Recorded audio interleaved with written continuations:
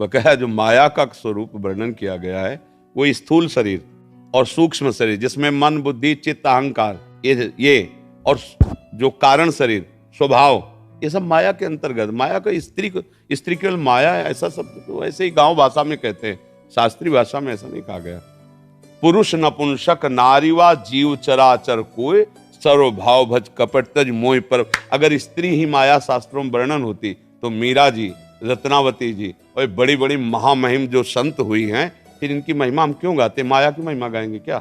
सब उन संतों से कहीं कोई कम नहीं है, चाहे बच्चा संत बने, चाहे स्त्री संत बने, चाहे पुरुष। जो भजन कर रहा है वो सब महामहिम भगवान का है।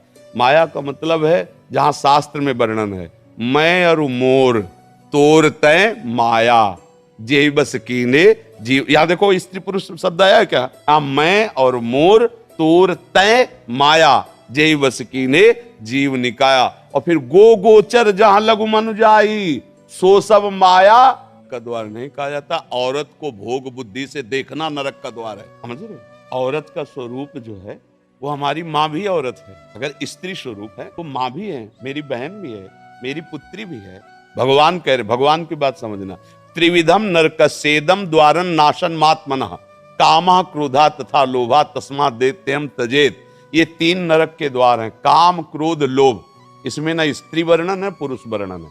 अब जहां शास्त्रों में वर्णन की तुम नरक स्वरूप देखो, किसको? सन्यासी बैरागी को, समझ रहे? तुमने सन्यास लिया, बैराग्य लिया है, अगर तुम किसी स्त्री को भोग रूप देखते हो तो तुम्हारी दुर्गति हो जाएगी। जैसे नरक से भयभीत होता है जीव, ऐसे तू भयभीत रहे, किसी स्त्री को भोग दृष्टि से मत देखना। ये तो बड़ी अच्छी बात है। हमारी माता दृष्टि होनी चाहिए, बहन दृष्टि होनी चाहिए, पुत्री दृष्टि होनी चाहिए कि भोग दृष्टि। देखो ना जो भोग दृष्टि किए राक्षस लोग कैसा बर्ताव माताओं बहनों से कहते हैं, भोगा, मार के जला दिया, काट के फेंक दिया, ये भोग दृष्टि ही तो है।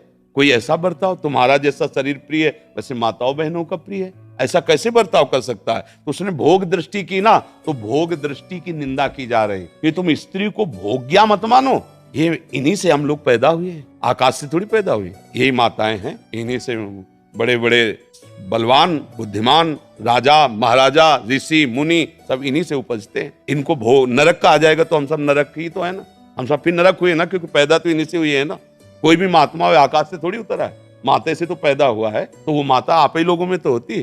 किसी भी माता से, अच्छा कोई ऊपर से नीचे तक, चाहे लोक में देख लो या परलोक में, जननी के सिवा, अगर भगवान नारायण तो लक्ष्मी जी बगले में है, महादेव तो अंबा जी पासे में बैठी हुई, इनके बिना सत्ता ही नहीं है। शक्ति के बिना अगर वो मात्रा ऐसे न चढ़े शक्ति की, तो शिव को क्या बोलोगे? सौ, ये शक्ति ही शिव है। ऐसे ही तुम्हारे जीवन की एक साथी स्वरूप बन करके भगवान आए हैं, तुम्हें दुलार करने के लिए, तुम्हें सुख पहुंचाने के लिए। माता की तरह भोजन बना के पत्नी दुलार करती है, मित्र की तरह तुम्हें सही सलाह देकर तुम्हें सुखी करती है, सर्वस्व अपना अर्पण कर। उसको नरक कैसे? हाँ, अभी बताया कि जहां शास्त्र में लिखा उनके लिए। अब तुम वैराग्य ले लिए हो, सन्यास लिए हुए हो, और माताओं बहनों को गंदी दृष्टि से देखोगे तो क्या होगा? जो तुम भोग दृष्टि कर रहे हो, नहीं तो क्या शास्त्र आदेश करता है? जननी समझानो पर नारी। तुम्हें माता के समान देखना चाहिए। तुम भोग रूप देखते हो, मतलब तुम स्वयं नरक के अधिकारी हो रहे हो केवल देखने मात्र से। उसका भाव समझना।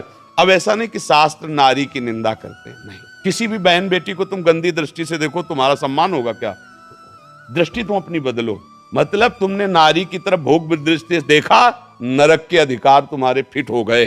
नरकश नारी मतलब नारी को तुम भोग बुद्धि से देखा, तुम्हारा नरक का बिल पास हो गया है। तो बात समझनी है। अगर उसको ठीक समझ नहीं है तो आपकी बात को गलत ढंग से पेश करके वो फिर निंदा का कारण बन जाता है कि शास्त्रों में नारी की निंदा की। ऐसा नहीं है, सावधानी का वर्णन किया गया। भगवान श्री राम जब चल रहे हैं तो आगे जानकी जी को चलाते जंगल में।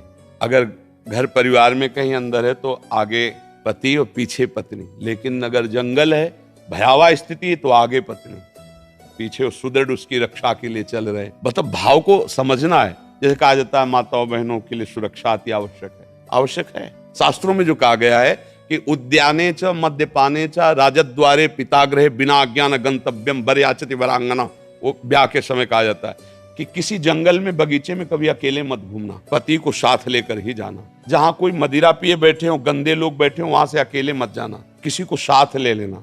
कभी राज दरबार में अकेले मत जाना, किसी को साथ लेना, ये सब शास्त्र सुरक्षा के लिए, वो कमजोर या निंदास्पद बात नहीं कह रहे, सुरक्षा की। मान लो आप पढ़े लिखे हो, बहुत बढ़िया है, लेकिन 4 लोग गंदी वृत्ति वाले मिल गए, अब आपको सहयोग की जरूरत है, आपका स्त्री शरीर है। तो इसीलिए कहा गया कि पति के आज्ञानुसार या 2-4 व्यवस्थित ऐसे चलना।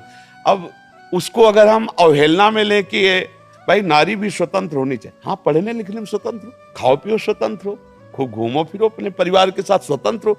तो इसीलिए जो शास्त्रों में सावधानियां वर्णन वो गलत नहीं है, उनका अर्थ गलत करके आपको बताया जाए तो आपको लगेगा कि शास्त्रों में नारी की निंदा की जा रही, ऐसा नहीं है। पूरे शास्त्रों को भगवत कृपा से जहां तक पढ़े। अब जैसे पुरुषों में सब ईमानदार थोड़ी होते हैं, जैसे माताओं बहनों में सब अपने धर्म से चलने वाले थोड़ी होते हैं। तो जहां कहीं आपके आचरण गलत हो रहे हैं तो आपको डांट लगाएगा शास्त्र, और पुरुष को लग रहा है तो उसको डांट लगाएगा। अब वो सार्वजनिक नहीं है, वो सार्वजनिक सिद्धांत जब पढ़ोगे तो उसमें अलग होगा। शास्त्र किसी एक का थोड़ी है, कानून अच्छा जब कानून है तो स्त्री पुरुष का कानून कोई भेद है? आप 302 करो तो आपके लिए छूट मिलेगी क्या? अगर फांसी की सजा है तो तुमको भी चढ़ा दिया जाएगा, भी आजीवन सजा तो तुमको भी मिल जाएगी यदि वयस्क हो। ऐसे ही शास्त्र का कानून। तो इसलिए कभी ऐसा न सोचे कि शास्त्र मनमानी लिखे, कहीं भी संशय हो कभी भी आकर बात कर ली जाए। शास्त्र का ज्ञान होना चाहिए। अब मतलब कहा क्या जा रहा है उसको समझा जाए। अगर उसको केवल उतनी बात काट के, मान लो पूरी बात हम कह रहे हैं, आप आगे की काट दो पीछे काट दो, बीच की वही बात ले लो, तो अब वो फिर कैसे समझ पाओगे? फिर लगेगा कि देखो कैसे निंदा कर रहे हैं। तो ऐसे ही जो निगेटिव प्रचार करते हैं वो उस बात को लेकर के निगेटिव फेंक दिया। उनको खुद अनुभव नहीं कि किस धरा से बोला जा रहा है। जब आप भजन करो, धरा में आओ, तो आपको भी शास्त्र ये किसी व्यक्ति के द्वारा लिखे हुए नहीं, ब्रह्मबोध संपन्न महापुरुषों के, जो भगवान को साक्षात देख रहे हैं वो लिख रहे हैं। और हम सब बच्चे हैं, बोलो माता पिता डांटते हैं कि नहीं डांटते? तो हमारे शास्त्र पिता हैं, वो हमें आदेश करे ऐसे चलो ऐसे चलो, और उन्होंने हमें क्यों डांट? अब शास्त्र आज्ञा का उल्लंघन करो तो मनमानी आचरण, फिर तो आप कुछ भी बोलो, भगवान को गाली दो, बात अलग। शास्त्र कहीं भी गलत नहीं है, आप केवल शुद्ध भाव से आओ, प्रश्न करो, उसका उत्तर आपको समझने को मिल जाएगा। कि कोई भी नाम जप रहे हो, किसी संत ने तो बोला ही है ना। आज तक कोई ऐसा भगवान का नाम नहीं है जो संतों के मुख से ना निकला हो, कहीं ना कहीं से सुना है ना। तो गुरु मंत्र हुआ ना, मान लो पहले राम राम जप रहे हैं, तुलसीदास जी भी राम राम बोले, हनुमान जी भी राम राम बोले, बहुत से भक्त राम राम अब भी बोल रहे हैं, तो हम मान लेते हैं वही राम जो महापुरुषों के मुख से, वही मैं जप रहा हूँ। सब संत हमारे गुरु हैं, जो राम जापक है, नाम जापक है, वो सब हमारे गुरु। भगवत प्राप्ति तुम्हारे चिंतन से होगी। भगवत प्राप्ति का स्वरूप समझते हो? जब बिना किसी प्रयास के भगवान दिमाग में छाए, मन में छाए, दूसरी कोई स्फुरना नहीं, तो कोई और भगवत प्राप्ति नहीं होनी। हो गया, आपके सामने ललित मूर्ति प्रभु अपनी दिव्य लीला प्रकाशित कर देंगे। हम लोग समझते हैं कोई भगवत प्राप्ति आती होगी, कुछ नहीं है, ऐसा कुछ नहीं कि ये वो जैसे नहीं कहते हाथ से तेज निकल कर उनके ऊपर पड़ रहा वो मंडल पर, ये सब फोकस कैमरे के हाँ, भगवत प्राप्ति यहाँ का विषय, छाती का विषय। सुमिरन करते करते खुद खो गया, तो जो जिसका सुमिरन हो रहा है वही हो गया, ये भगवत प्राप्ति है। सुमिरन करते करते मैं सुमिरन कर रहा हूं, ये भी खो गया। अब बचा कौन जिसका सुमिरन हो रहा था? राम ही राम, श्याम ही श्याम, इधर देखे तो श्याम, बाहर देखे तो श्याम, इधर देखे तो राम, बाहर देखे तो राम। अब हो गया भगवत प्राप्ति। जिधर देखता है उसका प्रीतम खड़ा दिखाई देता है दूसरा, चाहे ज्ञान मार्ग में हो चाहे भक्ति मार्ग में। ब्रह्म ज्ञानी ब्रह्म स्वरूप का अनुभव करके सर्वम खलमिदम ब्रह्म, सब जगह भगवान को, ब्रह्म को देखता है। भक्त अपने प्रीतम को देखता है। बस भगवत प्राप्ति का ऐसा कोई नहीं कि भगवान गरुड़ में चढ़ करके आ रहे हैं, वो तो एक क्षण के लिए होता है, कोई खास बात नहीं होती। तो भगवत प्रेमी महात्मा होते हैं, इसका आदर नहीं करते कि आप आए और चले गए, जीवन भर आपकी बाट जो रहे, आए चले गए नहीं। पिय मूर्ति नयनन बसै, तेहि रस रहाय समाय, ये लक्षण सुन प्रेम के और न कछु सुहाय। प्रीतम बस गए, प्रीतम बस गयो मेरे मन में, तन में, नेत्रों में समा गया। अब उसको जो सुख मिल रहा है किसी और साधन से नहीं, और ये केवल भजन से मिलता है। प्रेम मूल यह नाम है, प्रेमी रसिक जपत यह नाम, तो प्रेम मगन निज बन विश्राम, श्री हरिवंश जहार। नाम ही प्रेम को प्रकाशित करता है। राधा राधा राधा राधा, सब काम बन जाएंगे, सब पाप नष्ट हो जाएंगे, सब कामनाएं पूर्ण हो जाएंगी। पर लगो, कोई भी, हम आज सत्संग में भी कह रहे, कोई भी तुम्हारे दुख से तुम्हें बचा ले, कभी तो हमें बता देना आके। जब तक तुम भगवान का आश्रय लेकर भजन नहीं करोगे, तुम्हारे पाप नष्ट नहीं होंगे, तो ये क्रम चलता रहेगा। पुण्य से सुख आएगा और पाप से दुख आएगा, लेकिन सुख दुख दोनों दुख रूप ही हैं, दोनों दुख रूप ही है। क्योंकि इस दुखालय में जो सुख का लेबल चढ़ के आया वो भी दुख है। भगवान बोल रहे दुखालया दुख यो नया, सुख है तो परम सुख भगवान के भजन में, भगवान के आश्रय में। नाम जप करो, तुम्हें कहीं भागने की जरूरत नहीं, किसी से आशीर्वाद मांगने की जरूरत नहीं, सारे आशीर्वाद आपके पास आ जाएंगे अपने आप। जाकर जा पर कृपा राम की हुई, ता पर कृपा करे सब। और भजन न करो, तुम सोचो हम करेंगे दुराचार, हम करेंगे मनमानी बेविचार और कुछ लाख 2 लाख महात्मा दे देंगे वो हमारी रक्षा कर ले, कुछ चले होले वाला। हमारी बात पक्की समझ लो। हाँ, तुम स्वयं राम राम जपो, कृष्ण कृष्ण जपो, किसी से आशीर्वाद की जरूरत नहीं, सब मिल जाएगा। विश्वास मान लो, आप विश्वास मान लो, केवल विश्वास की बात कह रहे हैं। नाम जैसा कोई मित्र नहीं, नाम जैसा कोई अंगरक्षक नहीं, नाम जैसा कोई हमारा सहायता करने वाला नहीं। और नाम नहीं है, आप ध्यान देना, द्रौपदी जी भक्त हैं, सभा में निर्वस्त्र की जा रही हैं, कोई नहीं बचा पा रहा, भगवान भी देख रहे। पर जब पुकारा हे कृष्ण द्वारिका, सब आश्रय छोड़कर यही नाथ प्रकट हो गए। यही बाजू में ही पटुका बनकर, धोती बनकर, एक भी क्षण ऐसे हटा नहीं पाया दुशासन। मेरे भगवान की भी इच्छा है कि तुम मुझे पुकारो, मुझे भजो, तभी तुम्हारा मंगल होगा। भगवान कह रहे हैं ना, मन मनाव हो मत भक्तो माद्यादि नाम नमस्कुरु। ये सब बहुत चिड़चिड़ापन पैदा होता है कि लोग श्रद्धा करके संतों के पास जाते हैं, भैया पैसे लगाए, किराया और भाव करके आप आए, आप नहीं समझ रहे हो कि तुम्हारा कल्याण किससे होगा, तुम्हारा मंगल किससे होगा। सच्ची मानना, कोई किसी के कष्ट को निवारण कर सकता है तो फिर वो कभी कष्ट में पड़े ही ना।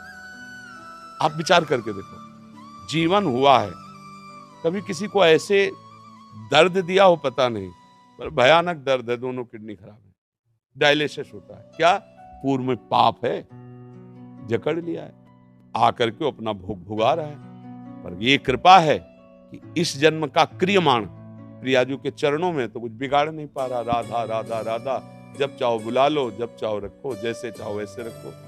तो अगर ये भ्रम हट जाए ना सब लोगों का कि हमारा कहीं छूछा जंतर मंतर से कुछ काम बन सकता है, तो आस्तिकता आ जाए, वास्तविक आपका कल्याण हो जाए। पर भागे घूम रहे, तेरे दरवाजे आकर महात्मा तेरे को आशीर्वाद दे के जाएंगे, केवल तू नाम जप कर, गले पड़कर आशीर्वाद दे जाएंगे, कुछ लेंगे नहीं, गले पर तू ये ले ले बेटा, तेरा आशीर्वाद ले ले, देने आएंगे। केवल मैं तुम्हें कृत्य करने आया हूं, बस जा रहा हूं, मुझे कुछ नहीं चाहिए, मैं भगवान के द्वारा प्रेरित हूं, तुम भजन करते हो, जाओ तुम्हारा मंगल। अब यहाँ करो पापाचरण और सोचो कि सेव संतरा देने से, रुपया जमा करने से दुख निवृत्ति हो जाए। भूल जाला, कुछ नहीं, ये मायाधीश की माया है, कुछ नहीं। सच्चाई पर चलो, अच्छे आचरण करो, किसी को दुख मत दो, भगवान का नाम जप करो। बाल बांका भी निकल सकता है कोई, गृहस्थी में हो, पदाधिकारी हो, कोई भी हो, सब सुरक्षित रहोगे। अंगरक्षक सुरक्षित नहीं रख सकता, वो हर समय, मतलब दिल फेल हो रहा है, अंगरक्षक क्या करेगा, लेकिन नाम चल रहा है और वो रक्षा करना चाहता है तो धड़कन को कम नहीं होने देगा है हर का।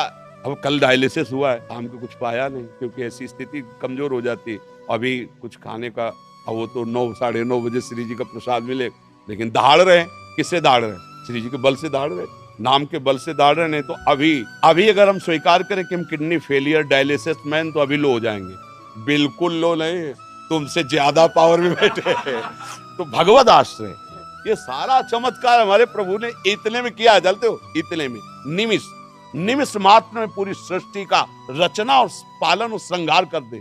उसका चमत्कार देखो, एक ही हाइलोजन लगा है, पूरे ब्रह्मांड को प्रकाशित कर रहा है। सूर्य नहीं प्रकाश, पृथ्वी पत्ते की तरह तैर रही है जल में, पत्ते की तरह डूब। ये चमत्कार देखो, जहां खोदो वहीं पानी, पर ये तैर रही है, स्थित है। सब लोग जीवन धारण किए हुए, कितना जल है। अगर अभी मर्यादा छोड़ दे तो 5 मिनट में पूरा ब्रह्मांड जल से डूब जाए। समुद्र मर्यादा छोड़ दे, अभी सब हाहाकार मच जाए। वो कितना चमत्कार किए। हम सब माथा, आंख, नाक, मुंह, सबके एक अलग अलग पहचाने जा रहे। ये चमत्कार नहीं दिखाई दे रहा है मेरे मालिक का? कितना मालिक के चमत्कार को देखो। बंदे में जो चमत्कार आता है मालिक से ही आता है। कहां भागे घूम रहे हो?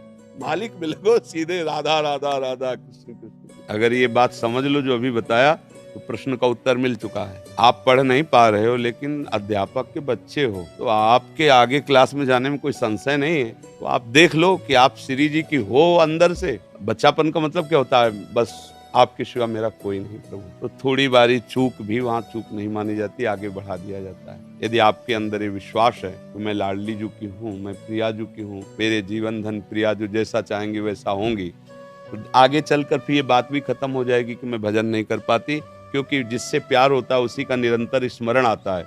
प्रियाजू से जब अपनापन होगा, शरणागति हो, तो फिर भजन हम किसका करेंगे? वो अपने आप याद आएंगी, राधा राधा राधा राधा। अब ये आपको देखना है आपके हृदय की गति क्या है, साधन पक्ष पे है या आश्रय पक्ष पे है। अगर नहीं, आश्रय नहीं, तो जो करोगे वही मिलेगा। भजन करोगे उसका फल मिलेगा, बुरा कर्म करोगे उसका फल मिलेगा। आश्रय में हो, अब निर्णय में अंतर हो गया। अगर बुरा हो भी गया तो जहाँ 100 थप्पड़ पड़ने थे वहां ऐसे छोटी चपट लगा के निकाल देंगे। तो मारा ना, हमने प्रमाण भी देंगे कि मारा ना उसको। आप नहीं कह सकते कि पक्षपात लिया है। बहुत ऊंचा लंबा हाथ करके ऐसे चट से हल्ला जोर से मचाएंगे, मतलब पीट रहा है, जैसे अपने लोगों को पीट रहे हैं। किडनी खराब, पाप कर्म कोई होंगे पूर्व के, पीट रहे हैं। लेकिन कैसे पीट रहे हैं? दूर से हाथ उठा के एकदम पोले ऐसे मार रहे हैं। अब जिसकी किडनी फेल हो, डायलिसिस हो रहा हो, उसकी हालत क्या होगी? या तुमको लग रहा है कि हमारी हालत खराब है? ये ऐसे ऐसे प्रभु संभालते हैं, ऐसे दुलार करते हैं। प्रभु का आश्रय ले लो, जो भले सो भजन करो, पर गलत आचरण मत करो, गंदे आचरण मत करो, किसी का बुरा मत करो। तुम्हारा बुरा नहीं होगा, भगवान मंगल